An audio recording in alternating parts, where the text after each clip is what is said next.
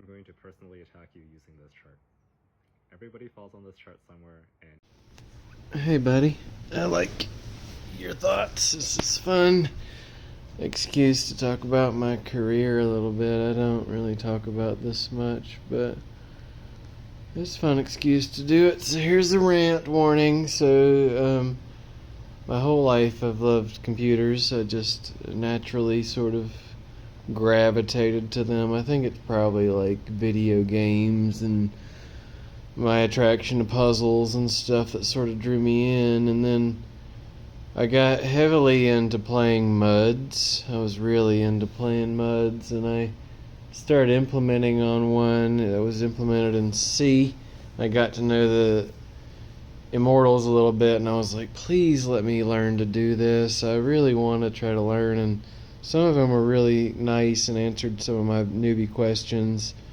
So I implemented a bloodbath feature in this MUD. That was a lot of fun. It was like a event that you could start, and everyone joined an arena, and the last person alive was awarded a prize. It was a fun little consequence-free PvP activity for everyone. That was a lot of fun. Doing that, I realized maybe I want to do this for my career. Like, I didn't know what the fuck I wanted to do. Didn't really think about that, but then I was like, okay, this is kind of fun. And I like computers, so I'll just be able to do this. Then I went to college.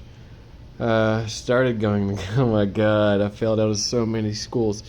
I have 2 degrees. I have an associate's degree in information security. I got through that program, and then my bachelor's degree. Hear me out. I have a 4-year degree.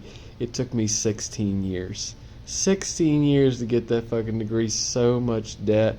I regret it. I was working as a professional, like, way past the point of needing the degree at all. Just like so much sunk cost fallacy. Like, god damn, there's so much money I've spent. So, whatever, finished it. Didn't help me at all. I mean, I learned stuff, right? I'm always learning. That's the fun part. So, then I got very lucky in getting a job in Valdosta, Georgia. There was a person that I knew that was into computers and ran an ISP and stuff, and he had years previously had like sort of seen my interest and didn't hire me then, but then eventually offered me a job.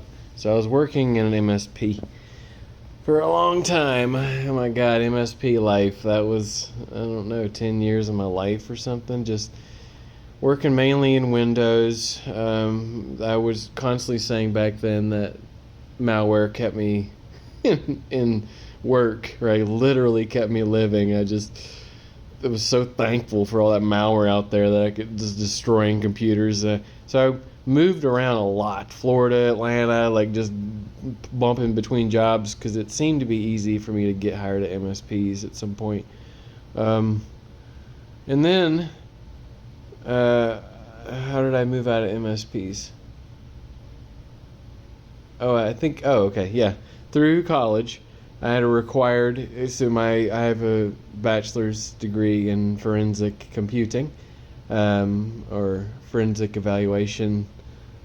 Computer forensics, basically, is my bachelor's, and in that program, I was required to go to DC, and I had a required internship. This is one of the things that attracted me to the program, is I knew that I needed to get an internship to even graduate. Like, I had to score one to even graduate.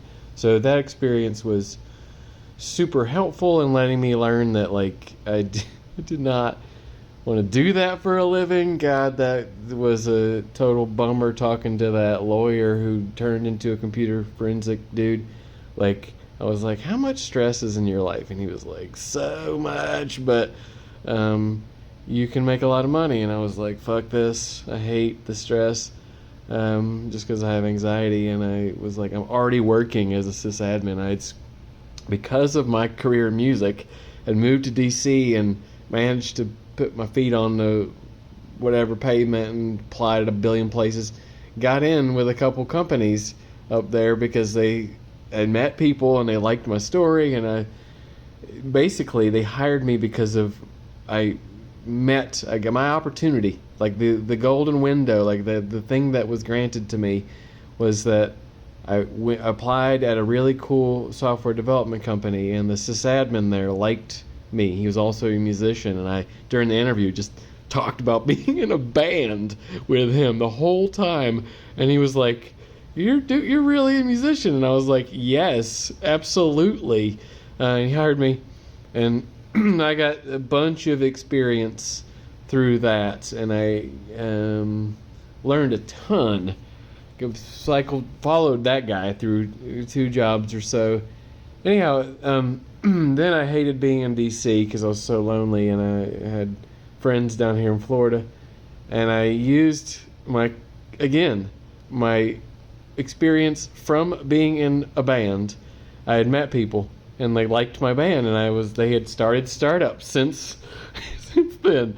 So I hit them up, and I'm like, hey, I learned a lot, hire me. And they did for a really low salary, and that was kind of a toxic startup environment, but I thrived. I worked there for nearly a decade, and learned so much, and how unprofessional that I really am and don't care. But I am thriving still. Look at my career, because I learned my own value. I learned where my knowledge is valuable and stuff. Anyhow, I started working in startups, and then really started connecting all that. I've been programming, again, my whole life, and I started just connecting the dots that you are an actual professional programmer. Just assume the role you're doing. So I just started doing it professionally, what I was doing as a hobby, and then really thrived, and everyone around me seemed to like the fact that I can solve hard problems, and here I am. That company sucked, and I moved. I've had 4 jobs since then or something, where I'm just a normal, basically DevOps engineer.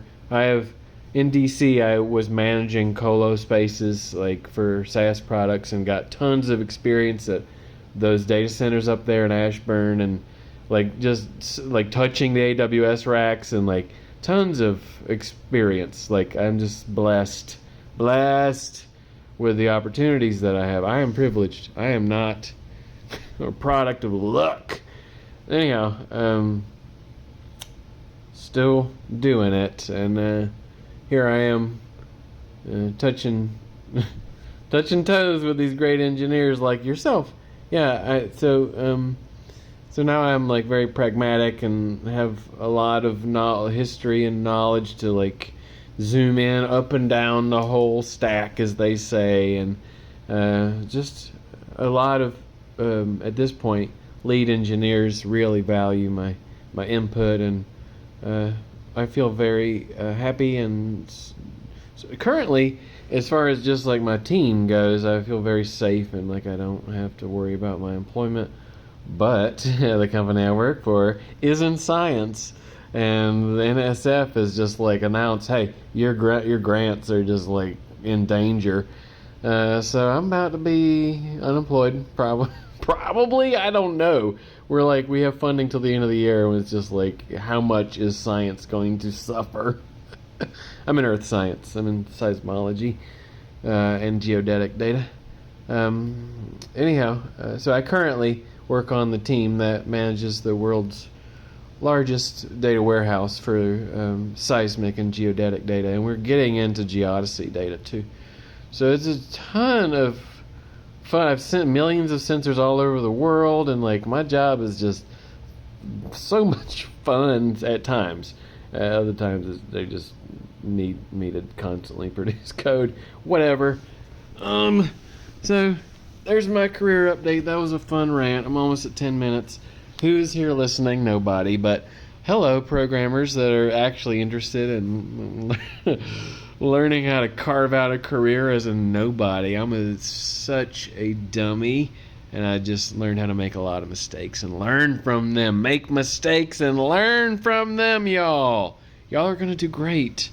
Please, I am very lucky. I love you.